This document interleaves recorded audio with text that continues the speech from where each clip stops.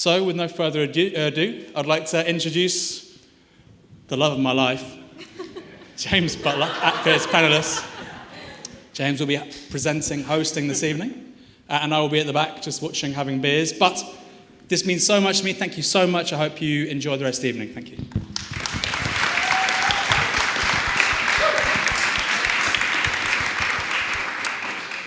Wow, hi. This is an incredible turnout. It's really much larger than I was expecting. It is brilliant.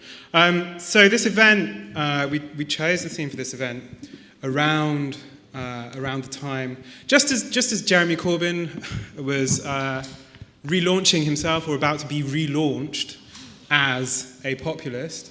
And it's really the summation, I think, of, or we'll be addressing some of the themes that have cropped up, I think, for us in the past couple of years when we've been thinking about the presence of this thing called populism within our politics and within mainstream politics as well. And that includes things as diverse, and I'm sure we'll touch on all of these things in our discussion this evening, things as diverse as Podemos in Spain, as well as the kind of authoritarian populisms that are springing up across the European Union, and it perhaps arguably includes Donald Trump, and perhaps can also include an attempt at a left populism here in the UK.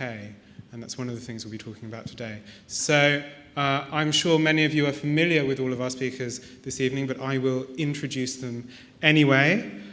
We have with us Ash Sarkar, who is my co-editor at Novara, but who is also involved with UK Black Lives Matter and is becoming a regular pundit on Sky News, which is very exciting, breaking into the mainstream. I hear TV's going to be big.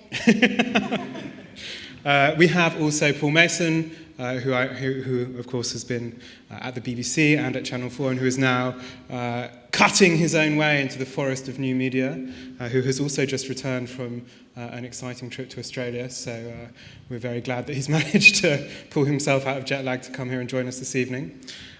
We have Sian Berry, who is a former Green candidate for London Mayor in the recent mayoral elections, but who is also an Assembly member, and who has been, I think, Principal Speaker of the Green Party at one point, and whom I very much expect to be a Green MP at some point in the near future. And we have, at the other end of the panel, Zoe Williams, who is a Guardian columnist who's written widely on social issues and politics, and who's been, I think, a receptive but also critical friend to new social movements and to the sort of resurgence of the left in the UK. So it's an interesting panel, and I think there's lots to talk about. I'm going to start with Paul.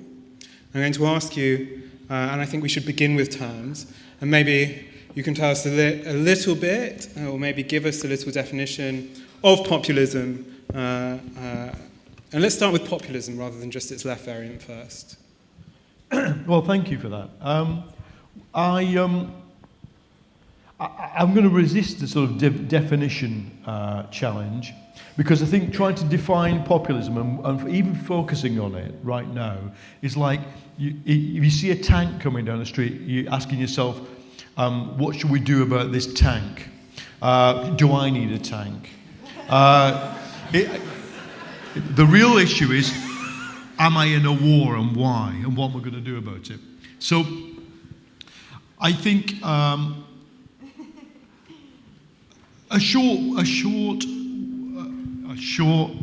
way of explaining the difference between populism and what the left normally does, and what many people in this room probably are used to in forms of political practice, is this. So I've just come back from Australia, had a big meeting, lots of meetings with the Greens, Labour, and then a big meeting with students. And I explained to them that, except for this meeting, that for the next few months I'm not going to do any public meetings except in places where UKIP are challenging us. And I'm just going to focus everything on trying to fight that. There was a big round of applause. And I said, this is my punchline, I said, yes, but when I go into these discussions with these UKIP guys, if I tape that discussion and we replay it at an intersectional feminist discussion group, you're not going to like it. Because the pedagogical adaptations I have to make to try and have these arguments with people who are in the grip of right-wing populism are such a big change from the normal practice of the left, that it will feel weird. Now, I think this is a concrete way of explaining what I think populism is and where it stands in the war we are fighting. This is my mental frame. I think neoliberalism has collapsed. Neoliberalism is broken. It doesn't work, and its elite is disorientated. I don't know whether it's best to be further away. It's best to be further away, isn't it? Yeah. So the elite is disorientated, but the system has failed. We're kind of finding out that what happens when that system fails is very similar to what happened when communism fails. The default mode is kleptocratic, authoritarian, nationalist, racist, but above all, authoritarian, nationalist economics. And to get governments that do that, you need populism, is my logic. That's why I'm not starting with populism. To get governments that can deliver a turn to national capitalism, you have to break the power of the whole elite, the macroeconomics profession, the technocratic civil service. You have to tell them that everything they believe is rubbish. You have to gaslight them. You have to say that they're mad to believe in globalism and multilateral treaty-based capitalism. And that's why you need the movements. Because these movements have been around for a long time. We've seen them in Britain. They've evolved from the NF to the BNP to the EDL. In my town that I come from, Lee, never any right-wing votes at all for 100 years until 2010, when there's 2,000 BNP, 1,500 UKIP. There's now, in the last election, 9,000 UKIP, which includes 2,000 BNP. And I can read on the streets. I can tell you exactly which streets. I don't even need to look what their addresses are. I can tell you exactly which streets they are. And my final point would be that how I would tell which streets they are is ex-mining areas. And how I would tell you what kind of people they are is this. They're not working class Tories. I grew up alongside working class Tories. We have to, and I'm going to say this when I go to try and campaign in Stoke and places like that. We have to respect what working class Tories are, even though we don't agree with them. They're a different take on the mixture of nation and class. Most of the UKIP people are either people who haven't voted or who have flipped in a radical way from Labour. And they are toe rags, basically. That's what they're the bloke who nicks your bike. No, seriously, that's who it is. It's the bloke who does all the antisocial things, who were made into heroes by Thatcherism, and then they kind of got sidelined. And I think we have to say to them, a lot of them are not poor. Certainly all the Trumpoids I met in Washington, D.C., people who threatened to get their guns out and shoot me, were not poor. What they were experts in how much black people's clothes cost. They are obsessed with how much a New Era hat costs, right? Because it's not, they drive an SUV, a banged up one. And it's the same in Britain. They'll be driving a car, they'll have a job, but they're obsessed with the micro hierarchy of their disappointment. So that's who they are, and we can talk about how to fight them. I know all the theories of populism, and the people on this platform who know it better than me. But what I'm trying to say to you is that I don't think populism is the framing phenomenon of our time. It's the collapsed neoliberalism, and it's the shift of a section of the elite to national economics, for which they need foot soldiers. Okay, so would it be fair to say that for you, or what I'm hearing from you here, is that in one sense the things we group under the term populism is a series of strategies to do with kind of disorienting people who have been in touch with a kind of global economic orthodoxy, so who are the sort of WTO, IMF types. But then it's also a series of pedagogic strategies to kind of that start from resentment, that start from disappointment, that start from exclusion. I think it's more than that. I think it's, remember, what we've been up against as the left is the logic of neoliberalism.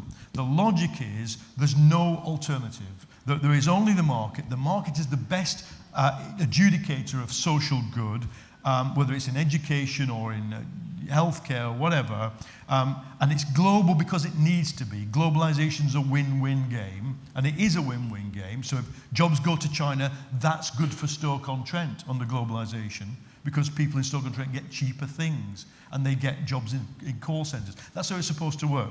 So it's the fact that that has broken then means you need an alternative logic.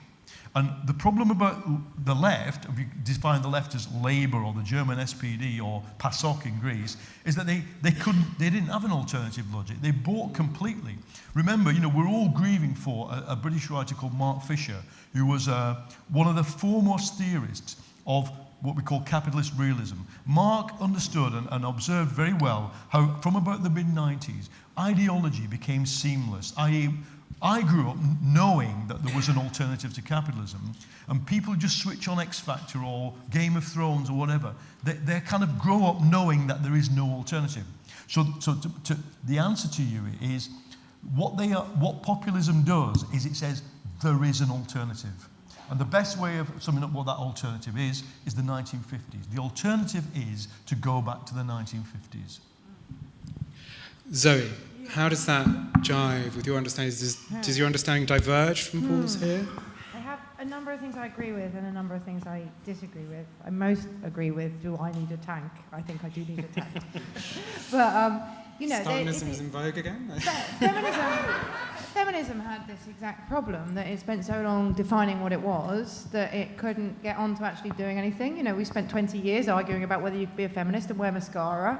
And it was really it's kind of embarrassing looking back about how easily we allowed ourselves to be diverted and how easily we allowed ourselves, to any bloody stick the Daily Mail threw for us, we chased. And it ruined the movement. Is that better? Yeah. I've got a really loud voice, so I can actually... Okay. I'm going to do it like this. If anybody can't hear me, We do have people on live stream. Oh, really? Okay. Well, I had the most social media moment ever. I was looking at her outfit on Twitter, and then I walked in, and she's in the audience. I was like, holy fuck! I don't even know you, and I've seen your leather corset. Anyway, that's irrelevant. So I was doing some work last week on Hannah Arendt, and the development from a kind of core unpleasantness into a totalitarian movement, and it was very interesting, to kind of read all the stuff about the kind of trajectory from anti-Semitism to Nazism, or from progressivism to Bolshevism. You kind of create these isolated people. There. Out a bit, but there. Okay. So you kind of create these isolated people, and then they become very susceptible to a kind of simple ideology. And she calls it the pan ideology, and it's just kind of one idea, and that one idea will solve everything.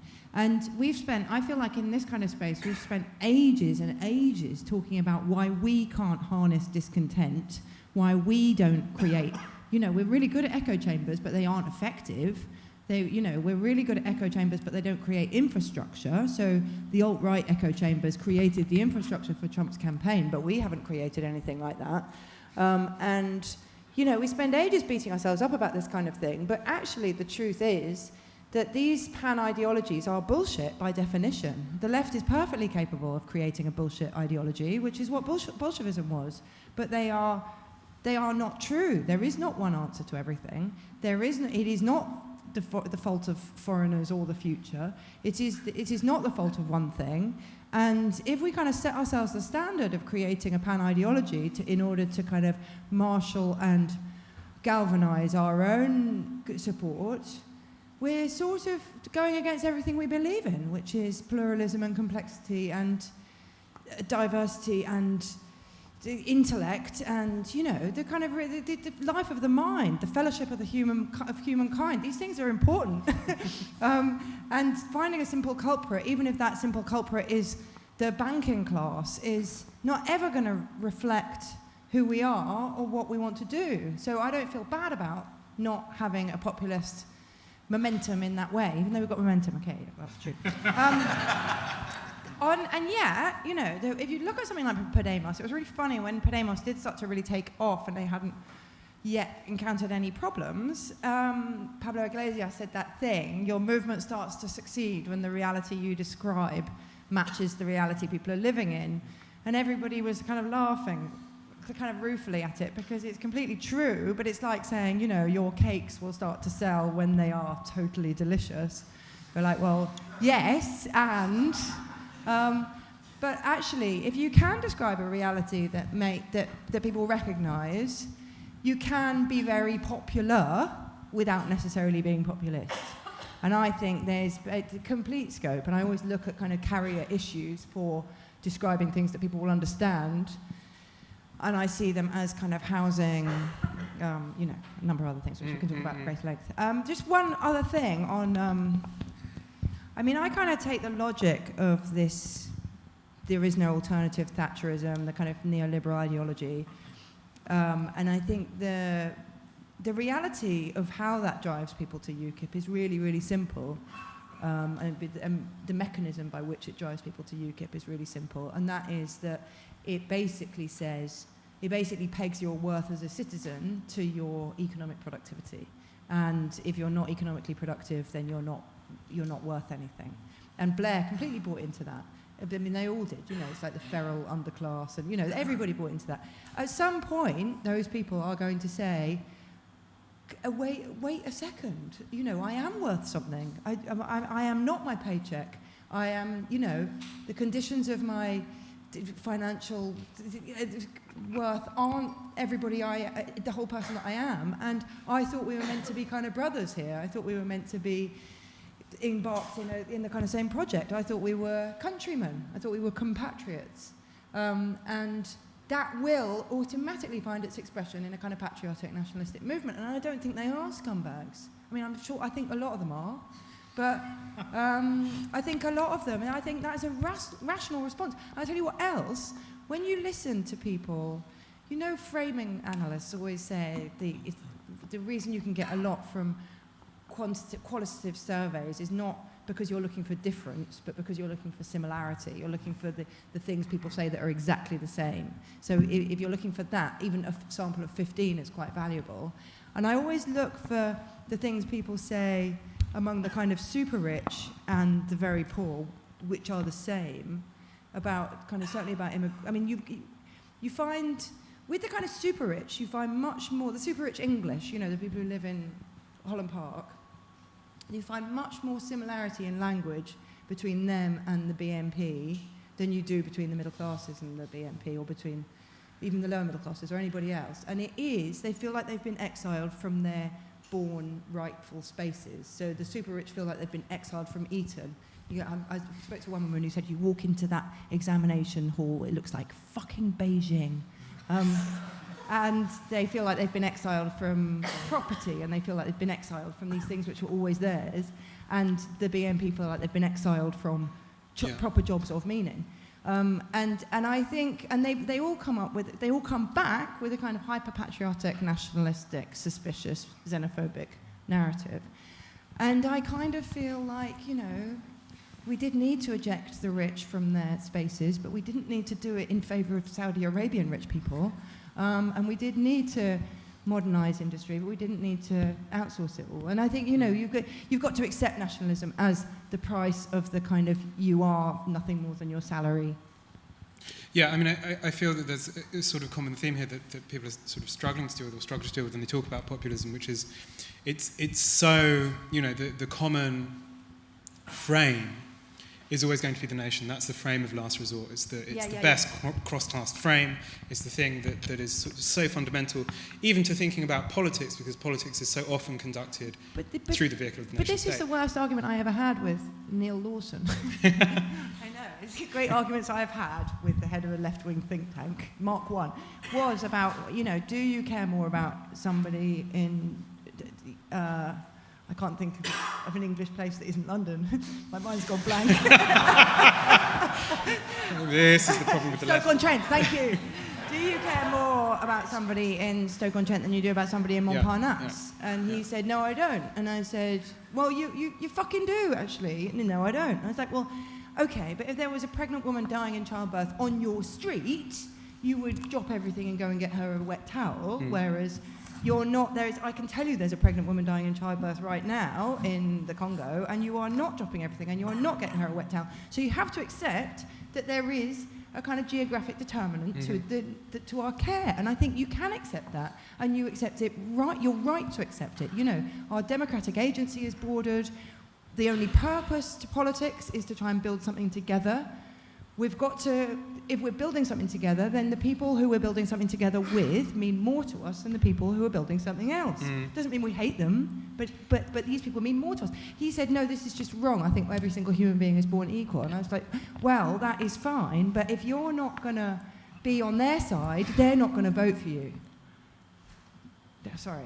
But I'm like raking over old coals. No, He's not even here. But I think it's this so is interesting. unfair. This is the question, isn't it? The question is, it does return to the nation again and again. And it's so difficult at the moment, given that these authoritarian populists are building themselves precisely on the figure of the nation and on the figure of the hard border as well. And this is true not just in the United States, it's true in Eastern Europe as well, it's true especially in Hungary. I mean, Hungary has now said it's going to put all asylum seekers in detention centres for the entirety of their claim. So these people are operating, and for them the frame of the nation is so strong and it's so powerful. I wonder about whether we can occupy that in the same way. Let me move on. Okay, you may to move Sian, on. because I have a sort of question that grows out of this as well, because one of the things I think that's really visible in populism as it kind of is sort of operating in the UK especially, is often a kind of return from the movements to an engagement with politics per se, right, the practice of politics.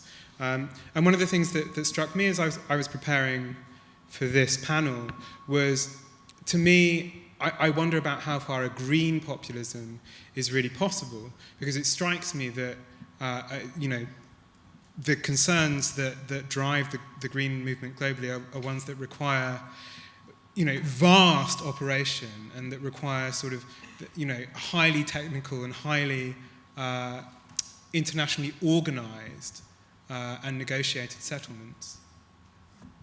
Okay, that's a very good question.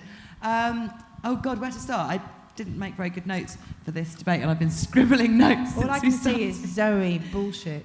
No, Zoe said bullshit strategy, which I thought was a really good phrase that I'm now going to refer back to. I put an exclamation mark, like a chess move, because that's a really good phrase.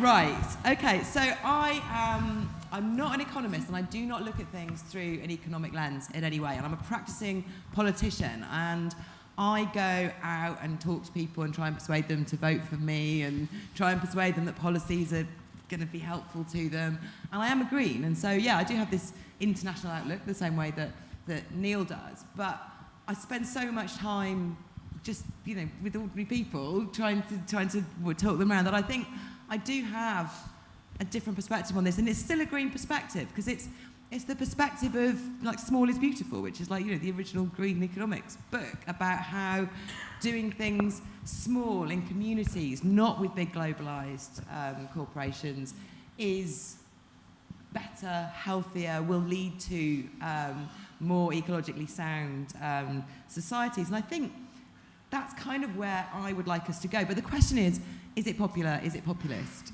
Because obviously the Green Party's been knocking around now for 40 years, and we're not in government. So what we're doing isn't working. And it's the same, because we focus on climate change, and because I've spent also a lot of time working in campaigning, studying the psychology of why people don't get on with climate change.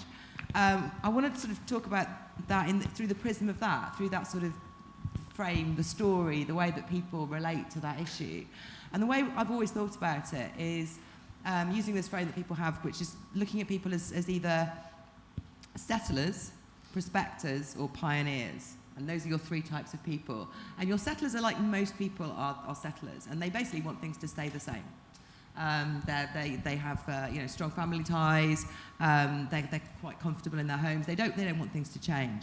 And then you've got prospectors who are quite sort of ego-driven and want to be the first and the cleverest and all that kind of thing. And then you've got the pioneers who have this global outlook and are a bit stranger than the average person and look at things with an ecological perspective. And I think the settlers are who Paul was describing there. They are people who have, they wanted things to stay the same, and they haven't. And, capitalism is broken. We are looking for alternatives now. And for the settler people, that is very, very disturbing, and they are worried, and they are looking for simple, populist things. And so in the narrative of what I've just described, they are looking to blame someone for what's happened, and they're looking for a simple solution. And the simplest possible solution to all of us, we all grew up in a patriarchal society, is big man comes and saves us. And so that, in really simple terms, is I think, the danger, what we've got going on is there's big men out there saying, and then the nation state is a big man. That's what that is in in psychological terms. So we're worried about our nation. Our nation needs to be great again. We need a big man to come and save us. And that's the right populism, because it seeks to place blame on people. It just turns on anyone who's different, which is why Trump hates gay people, women. He just hates anyone who's different. He wants to blame everything on difference. And so we have to, if we want to come up with a left-green populism, we've got two choices really. Either we come up with the bullshit strategy, so I was going to refer back to what you said, our own bullshit strategy, which is as simple as big man come save us, or we make our own thing, which is based on the things that make life great, that Zoe described, togetherness, community, culture. If you think about it, these are the things, this is why we have a civilization.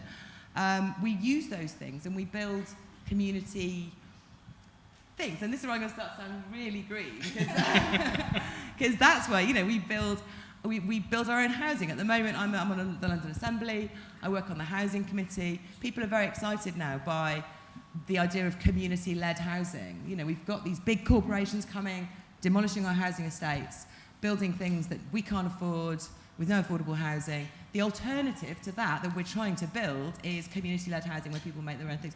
So it is that. And I want to say one more thing. Is that all right? Yeah. Because I think we have kind of been here before. Because I think one definition of populism is what brings people onto the streets. And when I first got politicised, it was during the first big wave of anti-globalisation sentiment in the 2000s. And there were people on the streets, and that made me very excited, and I wanted to know why, and I became strongly anti-capitalist, and eventually I joined the Greens, because I saw them putting forward the most attractive things to me, which was I wanted to get together with people and solve the problems. And there was a really good book that was written by the fantastic writer called Paul Kingsnorth, and it was called One No, Many Yeses. And I think that's it. We don't have a simple solution. We have many, many yeses. And it's how to make that work. And I think Podemos is starting to do that. Can we build a diversity, one that isn't... I think the Corbyn thing I like, in some ways, but it's just a version of big man's going to save us. And he was never going to. Well, right, I mean, the plan was that it was not going to be that, right? And it's never quite got to the place where... He grew out of a different movement, but suddenly it became big man going to save us. And he should have spent the first 6 months of his leadership touring the country going, it isn't about me, but I think it's about you. But I think that's why, I think the contradictions in the Corbyn project are why it's why it's run out of path. Because it should have been building... But so the question here, in terms of populism, though, is, so one of the things I think that comes out of all of these things, or as we're talking about them, is about adaptation and compromise. And this is, so one of the things I think Paul has gotten in trouble from sections of the left for advocating is sort of compromising on things that might be considered sort of traditional positions of the left about migration or about nuclear weapons. I think that was the big controversy. And so the question, I suppose, that is hovering over us is, where, if we're going to try and think about a left populism, where are the points of compromise, and what is a minimum programme that can't, beyond which it's not even reasonable to talk about it as a left populism? Yeah, that's a good question. And on that, I can bring in Ash, who has been, I think, quite an interesting skeptic of these kind of electorally oriented populisms. I mean, like, look, bun compromise, all I want is revenge. I'm not even joking. My way of answering this, which is a question on electoralism, which for me comes down to participation in the functioning of the nation state. For me, I think you have to start with the two main bits in the title of today, right? Choose life, choose populism, right? And when I think of life, when I think of the word life, I don't think of the mediocre Irvine Welsh novel. I think of Fanon, right? I think about life meaning not just something you have in you, but something that is conferred upon you by proximity to the institutions that confer social life, right? Justice, the law, right? And you think about the institutions of social death, right? So these are the two things that are going on. And then we must think about populism, right? Populism, i.e. what constitutes a people. This might seem like a really roundabout way to get to electoralism, but honestly, I am a pragmatist. Right, so I am engaging with the issue of electoralism. I just think you have to start talking about the apocalypse first. I'm here for it, fully here for it, right? So what do we mean by populism beyond a people, right? If we're talking about an emotional affect, right, anger, slogan, something that moves people, something that brings people together, I'm here, I'm down, right? I've been signed up to the emotive power of politics since day, right? You don't have to convince me, all right? But what you do have to convince me of is that your model of who constitutes a people is different from the consistent racist humanism that we've seen since the Enlightenment, and indeed the racist leftism we've seen since the late 19th century. And by racist leftism, I don't just mean people who say that they're leftists but articulate a particular antipathy towards people of colour, but those who fail to recognise that class composition as we know it has its origins in colonial exploitation, right? Industrial revolution doesn't happen without us. There is an outside history inside the inside history of Europe, right? Sartre puts it very well, right? Sartre says, the European has only been able to become a man through creating slaves and monsters. Right? A racist leftism doesn't acknowledge that. A racist leftism doesn't acknowledge the racialized nature of class composition. So that's question number one that I have, right? Second question that I have then, following on from that, right? Again, this is an issue of pragmatism, is how do you involve yourself in the functioning of the nation state without becoming complicit in it, without becoming crushed by it?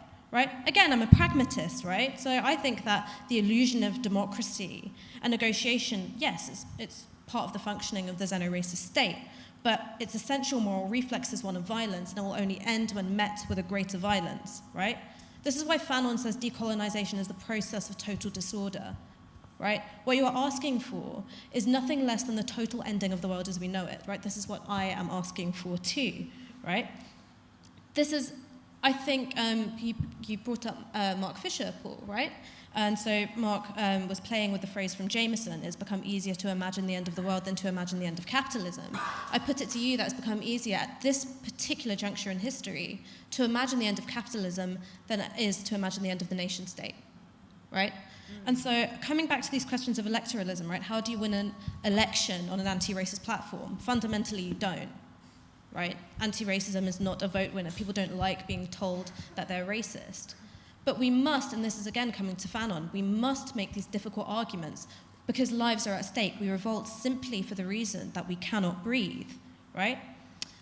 I'm going to end with what I think a populist demand could look like, right? Not because it is plausible, but precisely because it is impossible, right? And I think we need to organise our resistance along the lines of force that order the colonial and indeed the post-colonial world, right? Fanon tells us we must do this. And so I think we have to fight for open borders because it's precisely an upending of the world, right? Not because it's conterminous within the logic of how the world already functions. And decolonisation is probably history's most successful and most wasted populist opportunity, which is why I bring it up, right? We often exclude this from a vision of like our leftist history. It's actually done a shit ton more than communism, lads. I hate to break it to you. And it failed precisely when it accepted two things, when it accepted the logic of capital and when it accepted the logic of the nation state. So apocalypse, be reasonable. Right, so it's interesting, you use a phrase when you were talking there, and it struck me. You used the word complicity. And this is a problem, isn't it? Because that orients the question of your electoral strategy or your political strategy, and I mean here in political in the sense of the institutions of politics, in terms of your personal culpability for participation in it. And is that the right way to think about these things? What, as in, it's not about personal Because, culpability. I think what I'm saying here is this, is that I understand the kind of points of compromise in terms of don't tell people they're racist, make certain pedagogical adjustments, like buy into Trident, like go against open borders. But these things come at a cost, right? And they're also not natural, immutable formations, right? I think that they should be met with challenges because, again, lives are at stake. And this is the thing where I really disagreed with you, Zoe, right? Is that you talked about, is it natural that you care more about the woman who lives on our street than like a woman in the Congo? For some of us, we have family both in the Congo and on our street. The border is not a measure of distance. The border assigns who lives and who dies, right? It's not cognitive distance, it's not geopolitical distance even, right? We have a model for transnational identities that already exist in this country that people feel strongly about, and that's the presence of people of colour. Why is it that the white left finds that so difficult to learn from?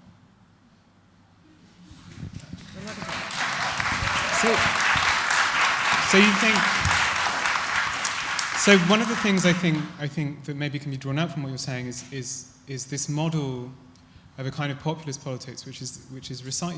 People try out this model again and again, right? Which says, okay, so there's an electoral formation, and it's not enough. It's not enough. It can't be enough, but it's essential. And then there's the movements over here, and there can be some kind of bridging between them, but they do, they can work together, but they do kind of different things, but they can find a way to work together. That doesn't happen, right? I mean, the way that this. It gets tried in Greece and it works for a while, and then it sort of, and Paul knows more about this than I do, he's maybe more sympathetic to the project than I am. But it sort of falls apart, largely under the pressures from the EU, from the Troika anyway, actually less the EU. Is there some way of doing that? And is it possible? I think, so here is the time to talk about the UK, right? Is it possible in the UK for a left populism, which would presumably find as its vehicle the Labour Party? Sian might disagree on that. Can that work with these movements? Can it make a bid for government where it could win without also fundamentally alienating a lot of these kind of the people who have made up momentum and things like that? I don't know, fam. like honestly, I don't know. I think I would be more willing to have these conversations if they were conducted with the level of honesty that we see here, right? Where we talk about strategy, right? Where we don't talk about human nature, where we don't talk about the nature of the electorate, where we say, we're making this strategy, right? We're, making these compromises strategically because there'll be wins further down the line. And then us as anti-racist organisers, us as people of colour, we can interact with that and say, you know what, I'm willing to parrot this line for a bit, and then I can do my own work elsewhere. But that's not how those conversations are happening, by and large. They're not happening with a degree of honesty. And again, thinking about the racism of the left, right? When we think about compromises, it's always the lives of people of colour, right? Our ability to exist and live in dignity and in happiness and prosperity, right? Which is why I'm tending towards revenge, to be honest. I'm not gonna lie. Okay. Can I? Yeah. I do want to challenge what you said about the Labour Party, actually, because I think just what Ash said about, being against pragmatism and compromise. When things are broken, we should be asking for what we really want. Part of this idea that you can only, you have to be disciplined, you have to be a united party, and one party has to win in order to win the government. That's part of the pragmatism, that's part of the compromise. And actually, the thing we've been talking about, Neil's been talking about this actually, Neil Lawson has been talking about this for a while, the idea that you need a big tent in which everyone behaves is naturally excluding to people of colour, because the establishment doesn't consider them to behave. There's a natural racism that says, stop shouting, women, and women, we get shut out because we're not behaving appropriately. So we can't use those establishment models. We ought to be putting together something like the Progressive Alliance that we've been talking about, the Podemos style thing, where all the different groups get to be themselves, and yet we work together, and then we can win. I mean, you know, if you think about what's unthinkable is going back to Nazism, and we need to be thinking really quite outside the box about So how why we doesn't it deal with happen? this. To go back to what Ash said about them having honest conversations and thinking strategically, part of the thing to learn from Podemos is that they were really rigorous in separating their analysis from their communication, whereas the left is really shit at this. We're kind of, you know, every single conversation that should be analysis is like, well, how is that going to play with the public? You know, so you can have quite an in-depth conversation about immigration or borders, but, you know, how is that going to play with the public? And it's like, well, no, you need to stop doing that. You need to actually do your analysis and then say, well, this is how we communicate it when you've done it. The open borders I agree with, mainly because I think you wouldn't get, it's not the border that stops the people coming from coming. It never has been. Emigrating is really, really tough, and the border is the least of it. So I don't even think we'd get an increase in numbers. And I don't think it would matter anyway. I just don't think it's the issue. And on the thing about caring more about women from Stoke than women from the Congo, it wasn't really about women you know. That's the whole point. It's like, what do you feel about people you don't know? And is there any distance metric on that? So I'm going to let us go to a break very shortly.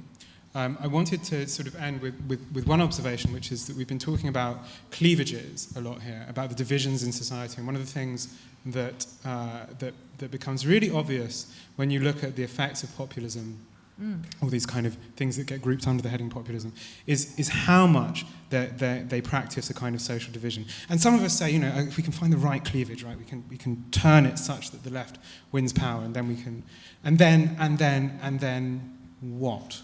And the question for me has always partly been about what happens, what your vision is that deals with those wounds and those divisions. So what I'm going to do now is raise my eyebrows and look teacherly at you. We're going to go for about a 15-minute break now, which will allow you to have a drink, a cigarette for those of you who still smoke. I'm very proud. It's 2 years since I quit. I'm actually going to go outside and steal a cigarette or something. So if you what I'm going to do is ask you to go and maybe talk about 3 questions that you can discuss with everyone around you as you're smoking furiously outside. And then we can come back and we can have some comments from the audience, some reflections, and maybe we can deal and make that a bit more free-flowing. And those 3 questions are, is populism now a necessary component of any left strategy, and how left can it be? 2, can there be a populism centred around anything other than the nation or the citizen? And 3, on that point of cleavages, what demands or themes could a UK, and that's UK, left populism centre itself around? And that might lead you to think as much about regionalism as about the nation, but maybe you don't want to think about the nation at all. So if we can have a round of applause for our speakers. And I will let you get to the bar and have a cigarette, and I'll see you back here in about 15 minutes' time. So I think the way that we're going to proceed with this is I'm going to take maybe 3 questions from the floor at a time, and then the panel can come back and you know, feel free to respond to each other's questions as well. Certainly not everyone sitting up here has all the answers, maybe even any answers, actually. I mean, no. I mean, even I don't have all the answers. So, the floor is open for kind of comments, questions, reflections. If I can ask you to keep them as kind of short as possible, not a sort of 15-minute socialist sermon, that's good. Yes? Okay. It's quite difficult to beat someone that believes something 10 out of 10 with 7.5 out of 10. We talk about you talk about nationalism, and we're sort of coming at nationalism with our noses held. Do we engage with it as a necessary evil? We're kind of forgetting that all of the radical, left governments that have almost ever existed, have been left nationalist governments. Whether it's James Colony's Republican Irish, whether it's Lenin's Bolsheviks, whether it's Mao's China, Fidel Castro's Cuba. do we maybe need to face up to nationalism as a necessary vehicle for left politics? Okay, so is nationalism a necessary vehicle for left politics? Okay, I'm going to take these two questions here, yourself in the green and then you behind. Okay? So. Right, how do I frame this question? It's an interesting question, believe me. I listened to each of you, and you all spoke from a particular paradigm, which was us and them. When it was Paul Mason, it was I am us, and UKIP voters are this collective, and they're lesser than me. When I listen to Zoe Williams, it's, well, I am us, the near me, and the other is further away and matters less. When I listen to Ash, it was, I am the other. My suffering is what you're built on, and you are the other. Now, the natural extension of that is that the other now is a UKIP voter. Next it can be the Jew. Next it can be the racist. What I don't hear is about us thinking about what values are we based on that are incompatible with the basic dominant narratives of neoliberalism and capitalism.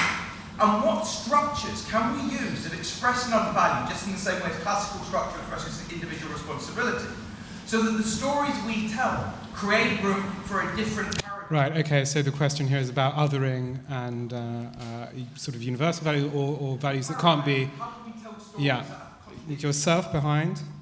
Yeah, that's effective because I think he's brought me closer with Stoke-on-Trent UKIP supporters than I would otherwise have become. When I heard him talking about them as toe rags, as heroes under Thatcher, slagging them off in general, and then telling me that he would use a totally different set of rhetorical devices to them that he would use to me, an intersectional feminist from East London. Well, it made me feel like we're in some kind of new category together. Sort of, you know, despised by Paul Mason category. Okay, so... Yeah. Just leading up to the question. Yeah. The question is, in this new age, where actually we can find out what Paul says to Stoke-on-Trent by looking at it on the Facebook feed, maybe populism has that big challenge that actually not only are the people not stupid, because they never have been, but also that we all know what everyone's saying to everyone, so all politicians need to think about that. Right, so you can't speak with a forked tongue anymore. Exactly. You can't say one thing to the intersectional feminists and one thing to you. Okay, so those are three questions. One on the relationship between nationalism and the left, and stop holding our noses maybe and embrace it. One on othering and the kind of narratives we use there. And one on no longer being able to give mixed messages in an internet age. So Paul, I think maybe you want to come back first. Well, I'm certainly against any concession to nationalism. I think what we need to do is to say we're defending the progressive aspect of globalization. And it may be that further down the line, if all the countries head for the exit and Trump destroys globalization, we'll have to rethink the social justice program for Britain as a British thing. But we can't now. Even, people will know that I'm very keen to remain within the single market in Europe. That's because I want to maintain Britain as a globalist, multilateral country. So for now, no. But you will know that between 1931 and 1933, the global system collapsed. And after that, every left in every country had to rethink itself as a national project.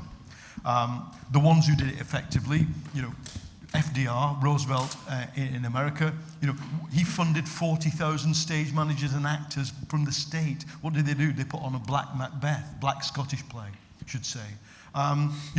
Nationalism in that respect wasn't totally reactionary, but even then, I don't want to go down that route. The other two questions I think are linked. And I do want to, not even rhetorically, but as a strategy, to otherize racism, xenophobia and misogyny inside the working class. That's what I want to do, because I've seen it done when we were stronger, when the left was stronger, when anti-racism was oxygenized by, tens of thousands of male and female, but, white, working class people who would stand up and defend what they thought was anti-racism. It might not meet everybody's standards today, but they certainly went out on a limb and successfully did so. So what I'm saying isn't, no, I'm trying to make a positive admission here that where my focus is going to be is not making sure that my language conforms to what anybody else might want it to, but it enables me not, in fact, to connect with these people who I do despise, and I think are, this specific small group, the 10 to 12%, they are racist, misogynist, white supremacists. They're not driven by poverty, it's driven by identity. I want their mum to say to them, why did that bloke kick the Muslim woman who was pregnant and make her miscarry? That's what I want their mum to say to them. Because she'll say, down the club, they're saying this is like fascism. And this doesn't feel right to me. And I want the son to go, yeah, but it's all British together. We're all in it together. And she goes, but the next thing I wanted to say is, how does it help you get a job? How does it help you get a better house? Because if Stoke-on-Trent votes UKIP, how does that help Vodafone and Google and Facebook to think about Stoke-on-Trent as a place they want to invest in? And in other words, I want to sow an explosion around every dinner table in the conservative right-wing working class world, and that you can only do that by having an argument with them that simultaneously understands what winds them up, but winds them up even more. And I'll finish on one thing.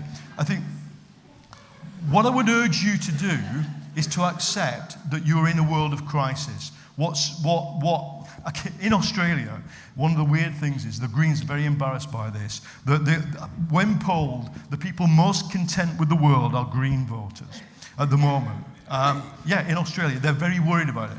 The party is to the left of its own group. But really, that's no longer our world. I think we have to say, crisis is here. We have to learn to live with, people shouting at us, people not agreeing with us, things nearly being always a disaster, and we're about to lose. That's the route to winning. And it's not like the perpetual, stable present. No, simply doing what I've said is only base one, I think, of combating populism. And you'll notice that I'm not advocating a left populism. Certainly not. I'm saying you combat right populism with rationality, but above all, with the ability to speak to them in language that not so much they understand because they're a bunch of racists, but language they understand because at the end of the day, what they care about above all, once you're beyond 16 years old and you've read all your Gamergate, once you get to sort of 22, 23, you care about how am I going to settle down? How am I going to get, material wealth? And I think, Brexit doesn't put food on the table is the strongest, and racism doesn't put food on the table, is the strongest message we working class left-wing people have always been able to put to right-wing working class people. And I just think we should put it very muscularly now. Okay, I'm going to let Ash come in. I mean, just to respond to your point very quickly, racism did put food on the table for centuries, right? That was the basis of the British economy, right? The Western powers. No, I'm not saying that. I'm not going to rock up to my stepdad's white family in Bradford, kick down the door, and be like, I'm taking this ham as reparations. Although I might. What I'm saying is that actually there is a wages to whiteness, right? That isn't there is a materiality to whiteness, by which I don't mean a biological essentialism or imperative, but there's a reason why it exists. It's not because of the bad wishes of people. Coming back to this point about othering, you talked about othering the UKIP voter. I think that there's a mistake here to reduce othering to the identifying of difference, right? We identify difference all the time, right? What's specific about racialization, right, and racial othering is the assignment of value, right, of qualities which are deemed to be hereditary, the hereditary transmission of culture, right, that's what race is, and the organization of society along those principles. And I think what's striking is that, there's this moment in the 19th century where all difference is articulated through race, including class, including gender, including sexuality, right? Race has become the paradigm for difference, right? Not difference being a paradigm for race, if you see what I mean, right? But we cannot otherize racism because it's the phantom center from which power operates. And by phantom center, I mean it's not always fixed in every moment in history, or indeed everywhere at the same point in history, right? Racism is incredibly fluid, and I think that's why it's so powerful as an organizer of society, right? So we can't otherize it, right? But I think we can identify, we can challenge it, we can force it to speak itself into being, and that's how we fight it, right? So in some ways, I'm kind of relieved that there's this flourishing of racism, because at least I now know who my enemy is, right? Because what we have now is the result of a project which is, really, I think, I'm talking about Brexit, right, and the kind of explosion of racist hate crimes post-Brexit, has been a project that's been in the making since 2001, right? Tony Blair's second iteration as part of New Labour. Well, actually, it's been going on since 1492, but we're short on time. So I think that this is when you've got electability, right? This kind of magic quality of electability, which seems to belong to no one but the right, is becoming twinned with the appearance of being hard on immigration, right? Who was exempt from the 2000 Race Relations Act, right? Who was allowed to racially discriminate? Immigration officers, right? David Blunkett essentially called open season on Tamils, Afghans, Roma, Somalis, right, in particular. Right? Then following on in 2003, you've got David Blunkett disavowing the findings of the McPherson report. He says institutional racism is just a slogan. So when we look at UKIP, right, and when we look at even the actions of the EDL, Britain First, when we look at these attacks on the street, these awful attacks on the street, actually, what we're not seeing is extremist discourse invading the mainstream. Right? What we're seeing is that these are the seeds planted by the mainstream and the centre, flourishing after 16 years.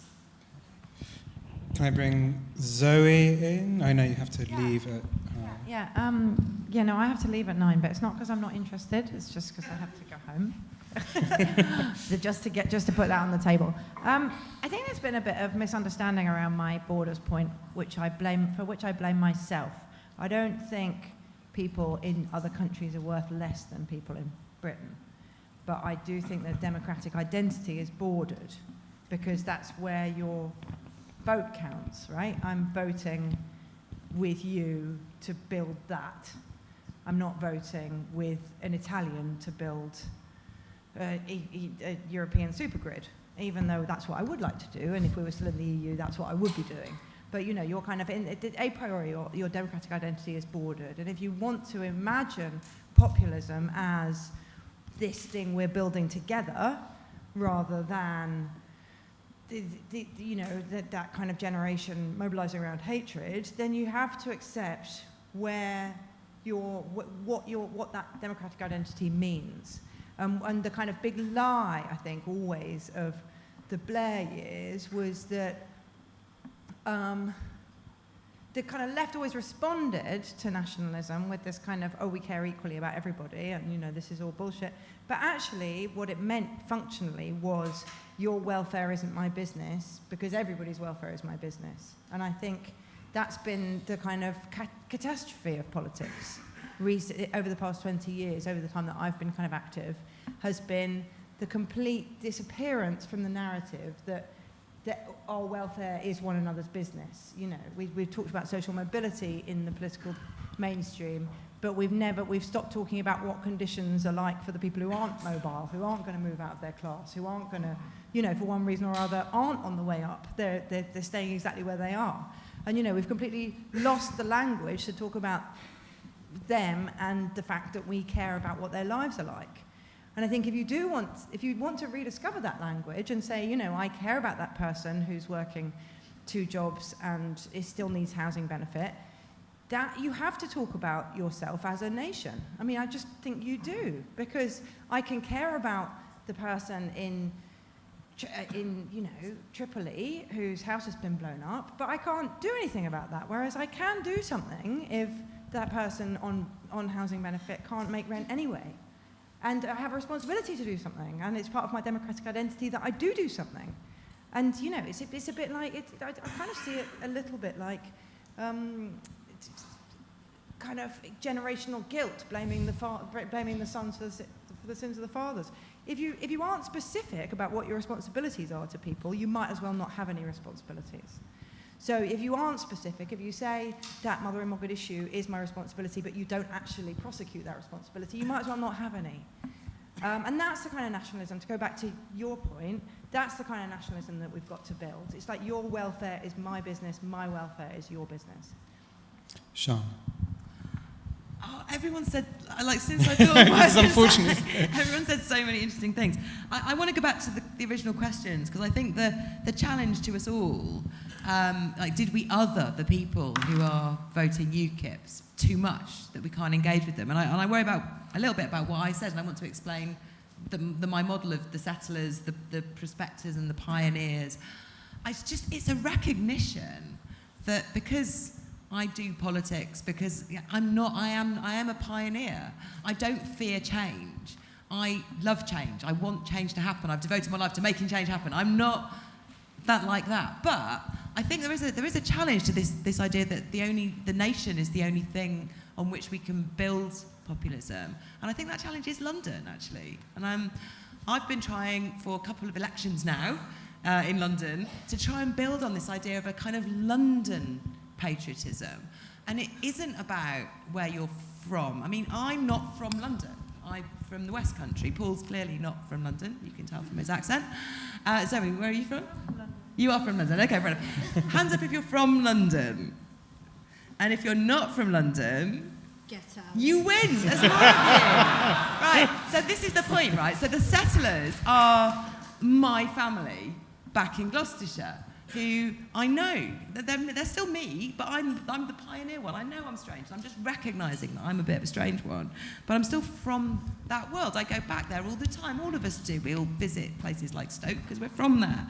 And that's London. That's the London patriotism. It's the patriotism that I think can appeal to settlers, because it's the patriotism of the values of your adopted home. And a home is a thing that settlers want. And I think Sadiq Khan did a bit of that in his election, and I think he did quite a good job. He did build a London patriotism. His reaction to the Brexit vote was to launch a campaign called London is Open. He went, no, look, London's not like that. London is open. Londoners are diverse. We all get on. We're from lots of different places, and that works for us because London is a values system. And that's a kind of, it's to defend Zoe, it's a kind of nationalism that's about proximity. It is about proximity, but it's about the proximity of building a home together. And I think that's what appeals to me as a pioneer. I think it can appeal to other people. And it's the thing that Paul was talking about there was activating the mums against the racists. And I think that's a really good point. So the values of a home, the good values of a good home and a good community are what mums kind of do stand up for and families stand up for. And we can change the social environment, which is another marketing thing that I've learned over the years being a campaigner. Change the social environment to make the thing that you want to happen more acceptable and to make the things that you want to stop unacceptable. So I ran a campaign against 4x4 vehicles where I did exactly what Paul's talking about. I tried to start conversations at dinner tables about these things so that people who have big 4x4s who are trashing the environment and just driving the biggest cars they possibly could around the town would say that they just bought a new Range Rover, and somebody would go, is that really a good idea? At a dinner party. They need to hear these things from each other and their mums and their friends. And but isn't the danger here with the London thing is that the economic dynamics of this country are such that when you talk about London as a sort of uniquely tolerant place or distinct from the rest of the country, that this sets up exactly the dynamic where people are like, well, look, this city sucks in investment, it sucks in jobs, it sucks in feedback. And so this is a danger, and I suppose one of the questions posed by the notion of the nation as a unit of politics is that you have to think about all of it. Think about what? All of it. You have to think about all of the nation. You have to think. The question is, do we have to make the whole nation feel like London, or can each individual city develop that? And I think cities, areas, communities of all sizes can develop that feeling that we have, I think, managed to do in London. It doesn't have to be on a city scale. I guess like the flip side of this is also that maybe we see a revival of a kind of municipal left populism or socialism as it used to be called. I think it can work in the countryside as well. I think the West Country. Yeah. And, places like Somerset and St Ives and Totnes. We've got there's brilliant community stuff going. Londoners. There's brilliant community stuff going on out there. Should we take some more questions? I mean, can I just quickly come on the London thing, right? Like, okay, so no one reps for their ends harder than me, right? I'm just going to say that first. I have, my neighbourhood literally tattooed on me, right? That's how hard I rep North London. But there's a danger of romanticising London here. It's also a site of intense misery because of the kinds of economic activity that takes place. I'm just talking about the story we tell, though, about London. But I'm saying that facts don't back it up. And I agree. I think storytelling is really important, right? I'm a student of literature. I think storytelling is perhaps the most important thing in politics. What also happens in London, right, are the queues of migrants you see outside Borough Police Station in the mornings, right? You also have detention centres, you also have prisons, you also have police violence, right? You have all these things that happen at once, and why I get a bit sick when I see someone like Sadiq Khan or a politician being talk about London exceptionalism, is that actually in some ways London is exceptionally violent, right, in terms of those exclusions that take place. And why I think it's different to talk about London patriotism, which I think is an act of romanticisation, as opposed to repping the ends, which is counter-hegemonic praxis, is that's... I don't know if I'm being laughed with or laughed at. Somewhere between the two. Okay, repping the ends, all right? It's just like, I'm from Palmer's Green. I'll hit you if you're from Camberwell. That's it. Right? Yeah, right. Find me after. But repping the ends is always in the face of oppression, right? One reps the ends in the face of police. One reps the ends in the face of poverty. One reps the ends in the face of misogyny. In the face of violence, right? In the face of street violence. I think that we already have a model for leftist diverse populism, right? And it's grime. That's what I'm saying. Yeah, can I clarify? Should we take some more questions? This debate is going to go on, and there will be time afterwards to continue the argument. Let's take 3 more questions. Okay, great. I can't actually see, which is difficult. There's one there. Okay. You at the back, right there. Yeah. There we go. Oh, I meant him. Oh. Well, keep going. So I really like the scientific method and using it to make evidence-based decisions, aka elitism. Is that the natural enemy of populism? Good question. Is elitism the natural enemy of populism? This is a very male room, isn't it? Where my girls at? Oh, there's one there. 2. Right, so I was just wondering what Pam thought about the relationship between populism and the necessity of a political programme where consultants to engage in programme of political education and how that plays into a potentially patrician kind of outlook when you locate that as a contradiction in populism itself or as a kind of antithesis to populism. Okay, so the relationship between populism and political education. So elitism, political education. So many hands. It's very, very good. Yourself here. I wanted to talk about technology, particularly in the context of the kind of tools that the right has used to marshal populism in the UK and the US in particular. So I suppose the sort of short version of my question is, what can the left do with big data? Cool. In the background, I'm thinking about the article that people were sharing recently to do with Cambridge Analytica and the astonishing degree of reach that they have and ability to sort of profile right sympathetic voters in the UK and the US. In fact, they said they could profile all of the US population in terms of their political leaning and tailor their messages to fit. Okay, brilliant. So that's a question on the relationship between populism and elitism. Are they natural enemies? The relationship between populism and political education, and then a question on how the left might use big data in reference to an article, really a puff piece for Cambridge Analytica. I'm not sure how much I believe the claims in it, but terrifying if it's entirely true. Zoe.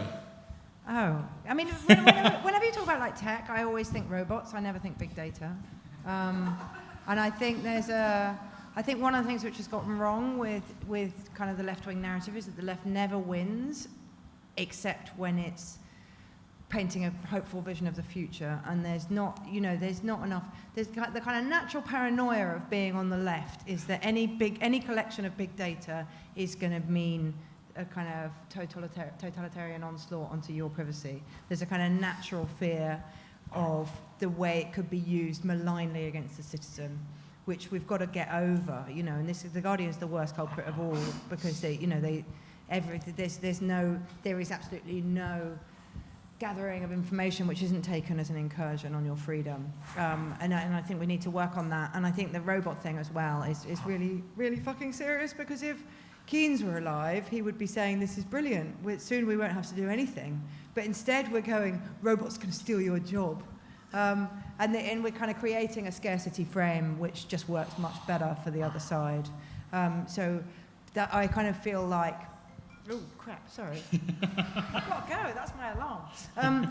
So I kind of feel like we need to kind of build a different way of talking about those two things in order to make tech work for our arguments. And now I've really genuinely got to go. I'm sorry, everybody. A round of applause for Zoe Great Williams. audience. Thank you very much.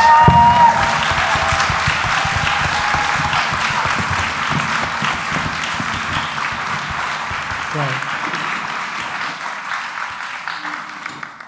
Sian. Okay, those were quite similar questions in what they were asking. Is fighting fascism with facts elitist?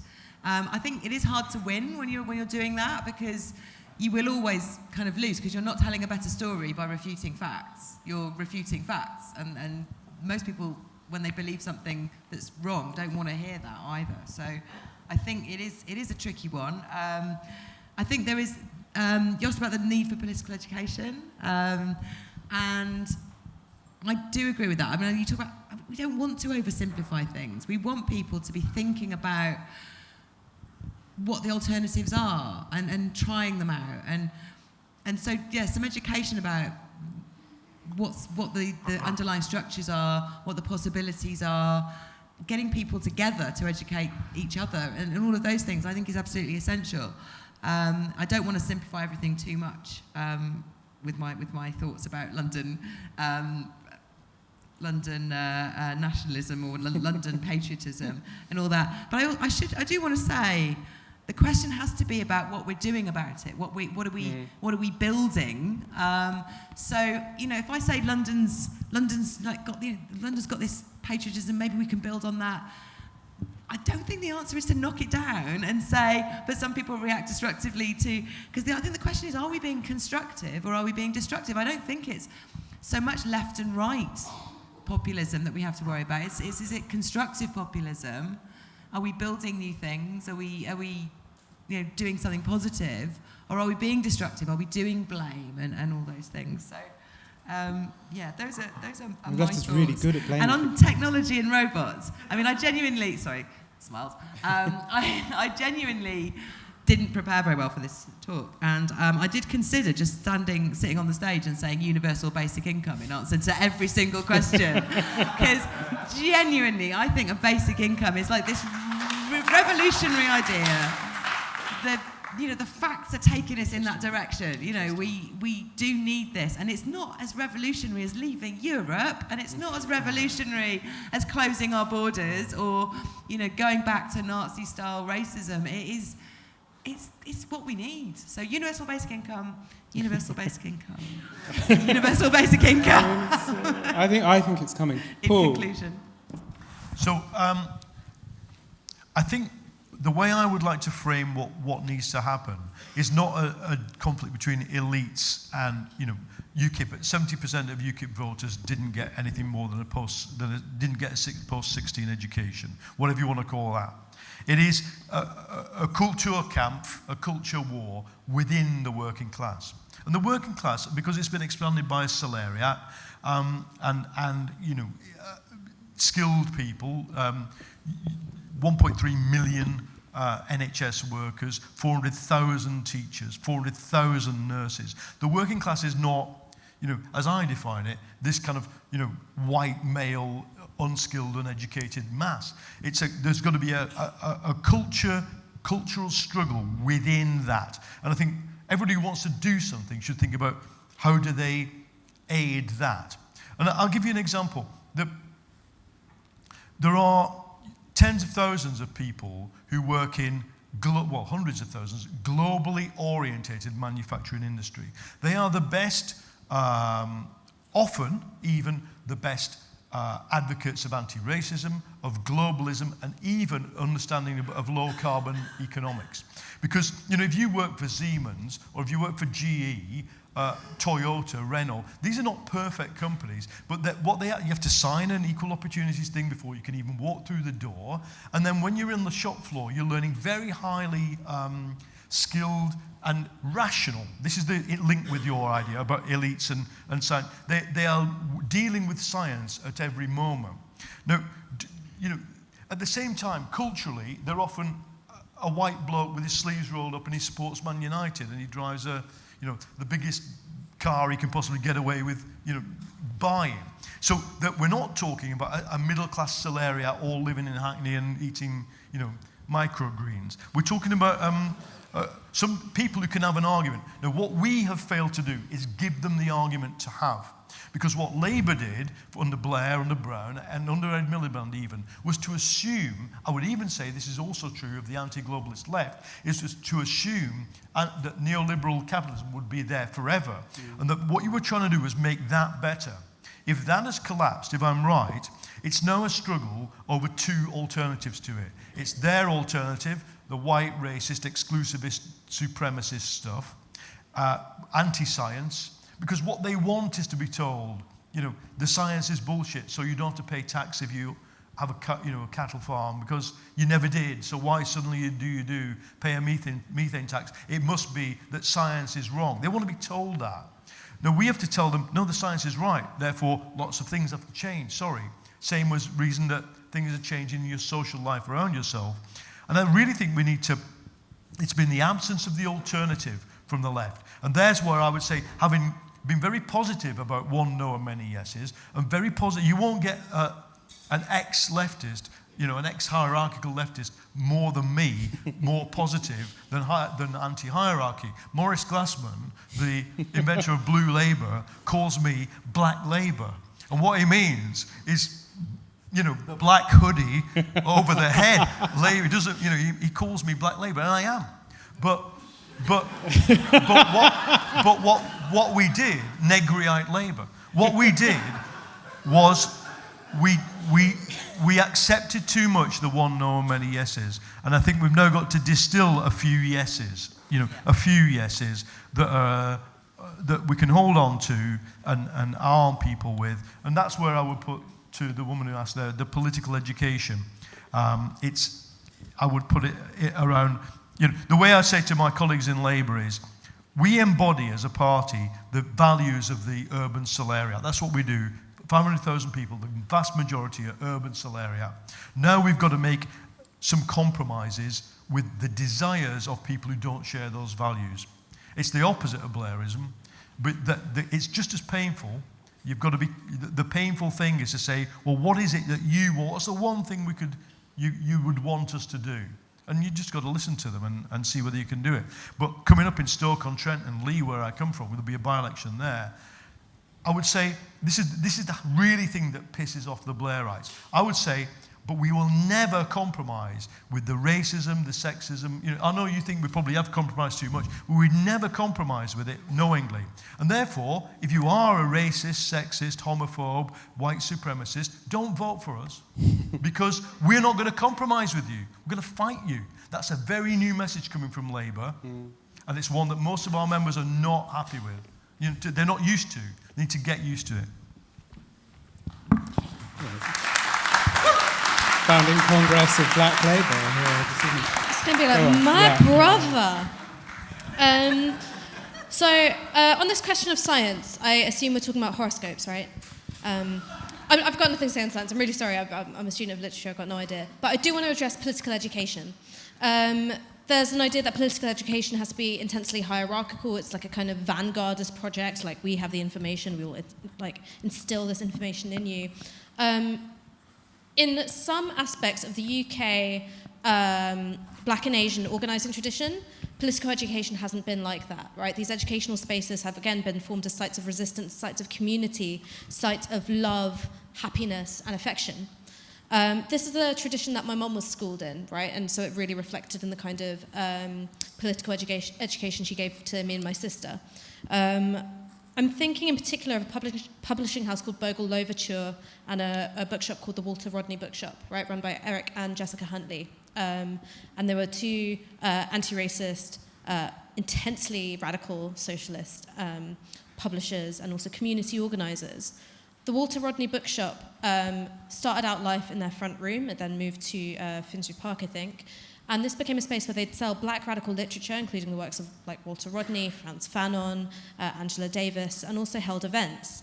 One of the things that they made an effort to do was celebrate the publishing of black children's fiction, right? Because back in the day, even when I was a kid, right, so really not like that long ago, really not long ago, like you just couldn't see yourself represented in these books, right? So what they did, and then what my mum, having been kind of schooled in this environment, did was like you make your own fiction, right? And that's how like the Anansi series got published in this country for the first time, for instance. So that's political education, right? And it's actually a hell of a lot more inclusive than the kind of leftist projects of political education that like we think of, right? Where there are no kids, there are no families. If you work and you can't get a childminder, well, fuck you. Like, you know, you better be essentially a single white student who lives in the city. Projects like the Walter Rodney Bookshop and Bogle Louverture were actually a hell of a lot more inclusive and a hell of a lot more working class than any of the things that we've put together, right? So lots of the projects that I think that I want to talk about, neighborhood projects, community projects, right? I know I've been talking about like Death Drive and like the apocalypse a lot, but also I believe in like fun and food and dancing and love and laughter and shit like that, like, you know. And that's something which I think the Black radical tradition has done very well and something that I think that the rest of us could learn from. Okay, so how am I doing for time? I'm going to take 3 questions maybe from this side of the room. I know I've not been looking over here. So, yeah. Just a quick question. If you have those red lines around identity, what does that compromise look like? With people who are not the others there. Okay, cool. So if our red lines are we are not going to be racist, homophobic, sexist, then what does our compromise look like? Yes, yourself there. It seems to me that like, the left has got hard time defending like the principles of power in the context of like globalization. So like, for example, there's these contradictions like the like post-gentrification, don't have the idea of move out where the immigrants produce their job, but equally celebrates the diversity of London, the idea that this is how we come from, and you know, we celebrate sexism.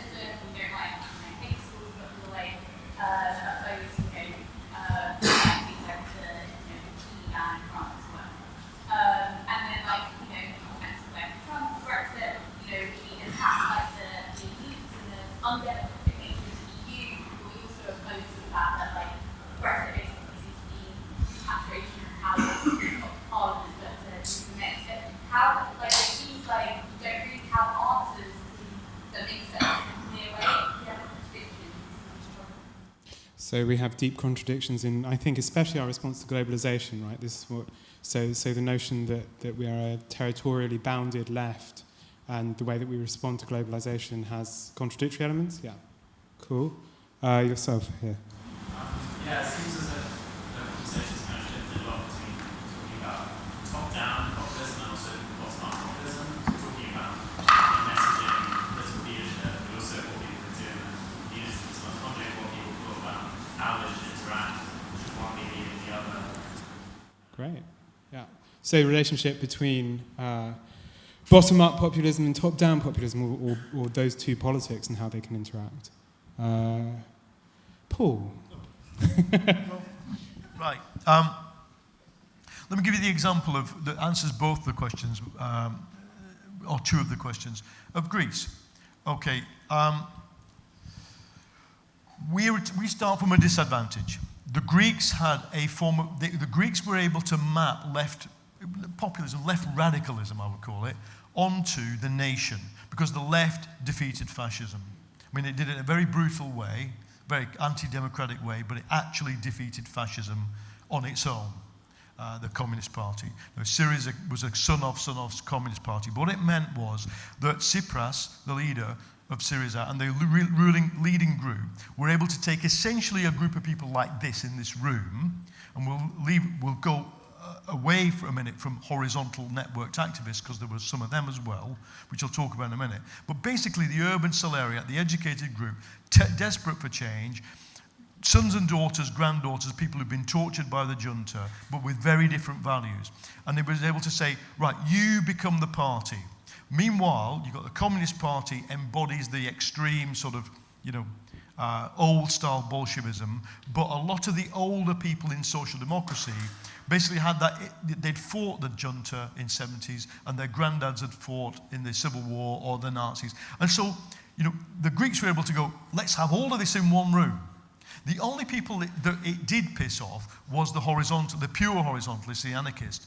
And it was able to say to them, and this is the answer to you, all right, well, you get on with the populism from below. Because in 2011, when they took Syntagma Square, Syriza was hardly there. It was the anarchists, and what they did is they instituted this thing called the Agora, where there was this massive meeting, 3,000 people, where you drew lots to speak and could speak for as long as you wanted. It was amazing. And all the left are going, shit, fuck, shit, how do we, I want to get my point over. And then instead it's like a mum, who just wandered in and I got the lot. And she just starts talking about her life. And the next guy is a slightly mad ancient history professor who starts saying it's just like it was in the Alexander the Great. And the left couldn't have any voice. So they created a populism from above, a populism below. We have a problem because when people go about talk about nations, I don't even feel, I don't even feel English. I don't feel anything in common with the people on the terraces with me at Twickenham. If I go to Twickenham, I feel sick, actually.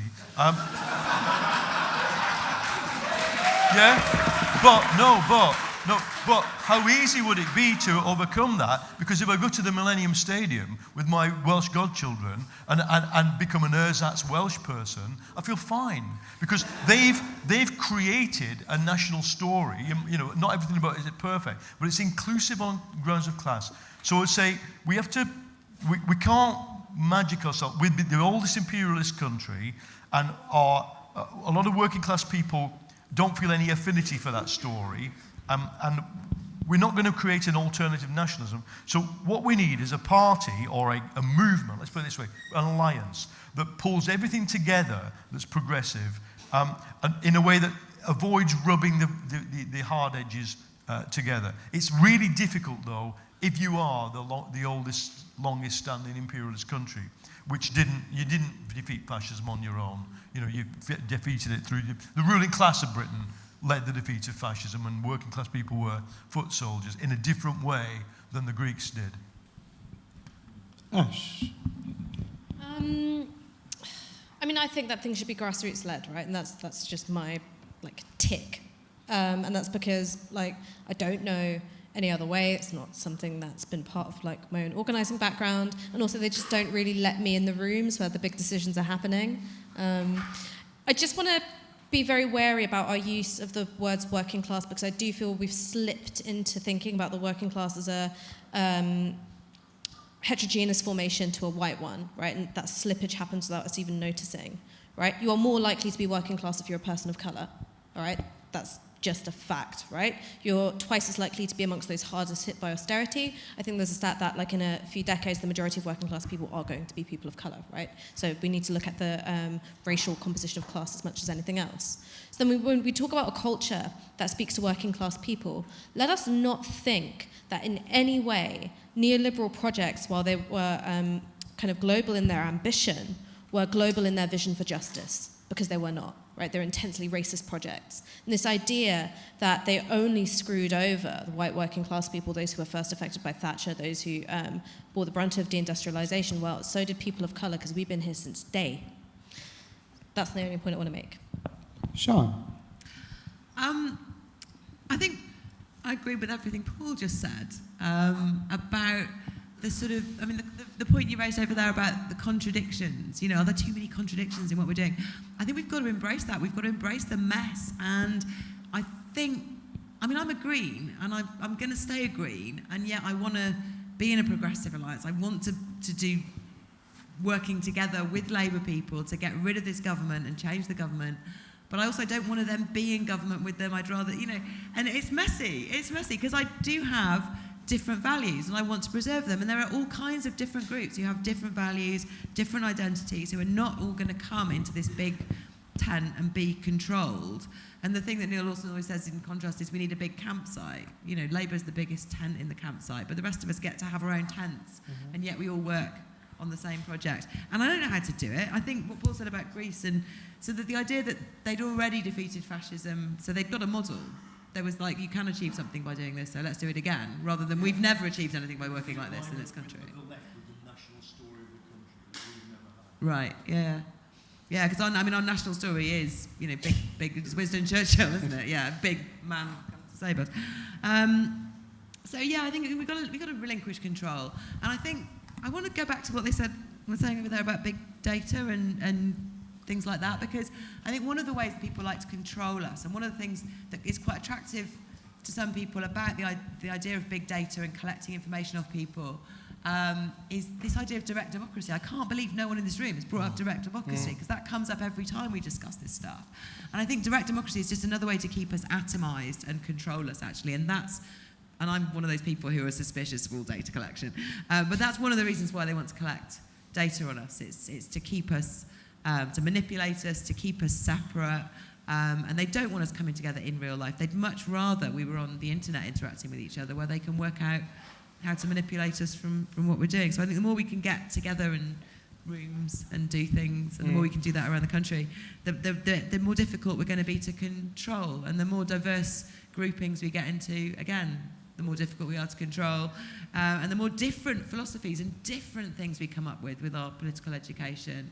And the more we embrace that and find it interesting, and rather than threatening, the better. So, there's no answers. That's just like create a big mess and it'll be fine. We are going to wrap up now, I think. One of the things that's really interesting, I mean, you know, I sent you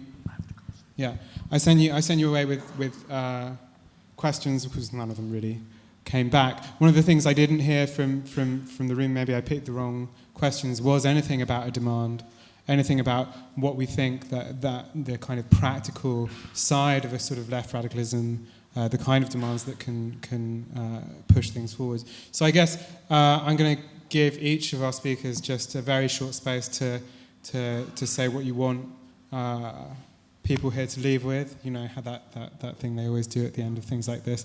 But to say, once this is done, the bar will be open, there will be music, and we should all keep talking, and we should all have some fun and let our hair down for those of us who have hair. Someone else want to start? I can start. I'll be really brief.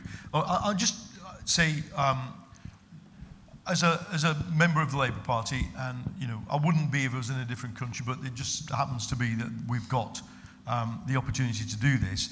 What I think the functional strategy is, and this is, you know, not everybody's signed up to it, but here we go.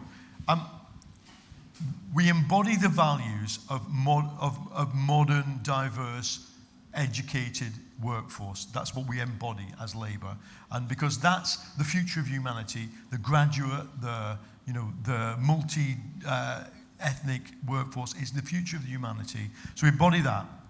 To people who don't like that, we will give an offer, and it's an overwhelming economic offer, and that is when you know. I've spent the last year, you know, putting it into figures. You know, £500 billion will be spent in your communities. It will be spent on what you want it to be spent on. We will give you democratic means to decide it. Schools, local centres, as in Podemos are doing. When people in Madrid were asked what they wanted, it was an Alzheimer's centre in the centre of town, not on the edge, a trendy Alzheimer's centre. You know, so we'll let you decide that, plus doubling the number of co-ops, plus radically changing the balance of power at work so that all the oppression and threat of violence and the threat of the sack is removed, and you can actually breathe at work and ask for the things you want. Right, it's not everything. That's a lot. That's a big change, and that's what we'll offer. And I mean, the challenge to people like me and the Labour Party is to find a way of saying that, fight through all the press hostility, find the kind of people who actually agree with it, quite difficult in the Parliamentary Labour Party, and say it. But we could lose. And if we lose, we just all know what's going to come down the track. Sean? Okay, I think I want to leave people with a message of the next time you go out to do something about the world, don't come to a thing where we just talk about it. Go to a thing where you're going to do something about it. The question of what to try is really difficult. Like, what's the answer? What to do? And I think the answer is just to try everything, whatever seems to be something you might want to do, go out and do it. Start a co-op, go and try and do a housing cooperative. Start anything. Start an art group. Do whatever to build the alternative, because I think it's the only answer. We can't just spend our time worrying about it. We're sitting in this room worrying about the world, and we shouldn't be. We should be going out and doing something about it. But, do come to the next one of these.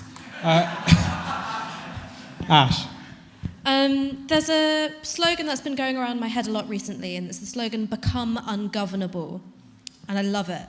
I think it's such a powerful slogan, because it's not be ungovernable, it's not a moment of spectacle. It's being ungovernable as a life process, something you do all the time, something you are all the time, something you work on. I'm going to kind of borrow from the phrasing of Nina Power, who's a really incredible thinker, incredible academic, just an incredible woman, badass, is that we must interrupt the functioning of the everyday, because it's precisely the everyday that's the problem, right? So you can do that with something spectacular, right? Like UK BLM shutdowns were amazing because it was just any other day, and then suddenly flights are grounded at London City, suddenly traffic can't get through major traffic hubs, right? That was beautiful. But it was an interruption of the functioning of the everyday, and I think that's what we should be looking to do. As for a demand, if I have one demand, it's Anthony Joshua's phone number. And that's it. Well, what a note to end on. Okay, well, if anyone has it, it should be in the bar. Thank you very much for coming, and I hope some of the conversations that have started here will continue now in the bar and in the smoking area. Please do also dance. That is a thing that is worth doing.